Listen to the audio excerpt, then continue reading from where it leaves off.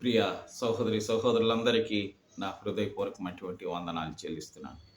ఇది నాన్న మీరంతా క్షేమంగా ఉన్నారన్న ఆశతో నేను మీ మధ్యకు వచ్చాను.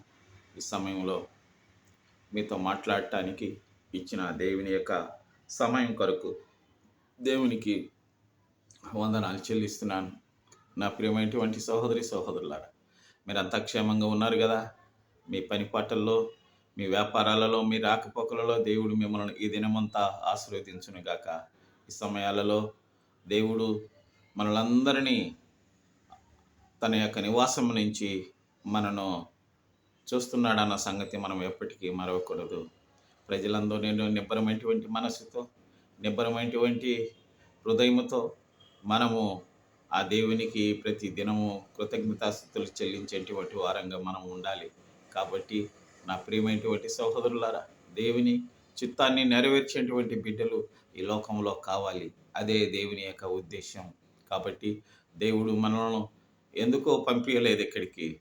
దేవుని చిత్తాన్ని నెరవేర్చేదానికి లోకానికి మనల్ని పంపించాడు. కానీ మన శరీరాశలకు సంబంధంగా, మన దురాశలకు సంబంధంగా, మన యొక్క అతిక్రమములకు సంబంధంగా దేవుడు మనల్ని ఈ లోకానికి పంపించడం లేదు. దేవుడు పంపించేటువంటి కారణం ఏమంటే, దేవుని ప్రజలందరూ మహింపరచాలి, ఒకరినొకరు ప్రేమించుకొని, ఒకరొకరు సన్నిహితమైనటువంటి సంబంధాలతో, కుటుంబాలలో అనుకువ మెలకువగలిగి, గ్రామాలలో, దేశాలలో, ప్రపంచ ప్రజలలో ఐక్యత పెరిగి దేవుని మహింపరచాలని దేవుని యొక్క ఉద్దేశం. ప్రజలందరికీ దేవుడు ఒక్కడే.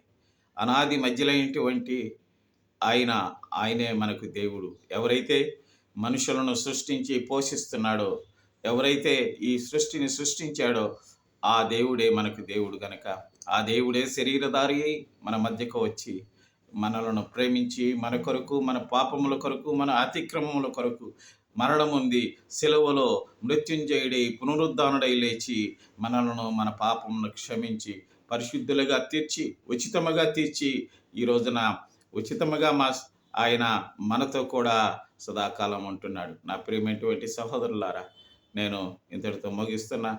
ఇది యుద్ధకాలం.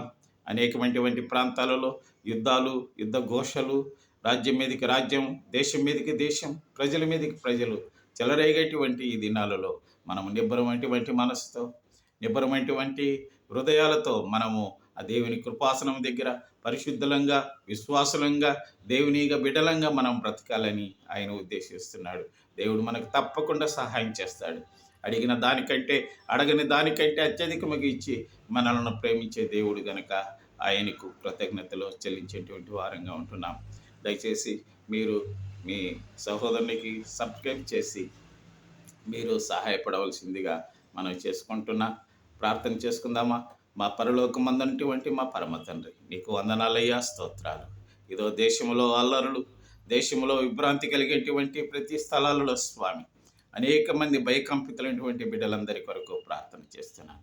ప్రపంచ నాయనా మా స్వామి పెద్దలందరినీ, ప్రపంచ మా స్వామి అధికారులందరినీ, ప్రపంచ మా స్వామి ప్రధానులు, మా గవర్నర్లు, రాష్ట్రపతులు, పోలీసు వారిని, నాయనా మిలిటరీ వారిని, నాయనా సైన్య సమూహాలన్నింటినీ మా స్వామి జ్ఞాపకం చేసుకొని ప్రజలందరూ నిమ్మలంగా ఉండటానికి నీ కృపను అనుగ్రహించమని, అపవాది ఈ భూలోకం పైన స్వామి మా ప్రభువ నాయన దండయాత్ర చేసేటువంటి ఈ రోజుల్లో స్వామి గద్దించి నిమ్మలింపచేసి ప్రతి ఒక్క మనుషులను మనసును రూపాంతరము పొందించే దేవుడు అని కూడా ప్రార్థన చేస్తున్నాను. ప్రతి బిడ్డలను క్షమించి, మన్నించి, నీ బిడ్డలకు మంచి మనస్సాక్షి కలిగినటువంటి జీవితాలను అనుగ్రహించే దేవుడు అని కూడా ప్రార్థన చేస్తూ, కష్టాల్లో, శోధనలో, బాధల్లో, అప్పుల్లో, అవమానాల్లో, బలహీనతల్లో ఉన్నటువంటి బిడ్డలందరినీ మీరు కనికరించి ఇది నా ఆశీర్వాదంతో నింపమని యేసు నామమున ప్రార్థిస్తున్నాము తండ్రి.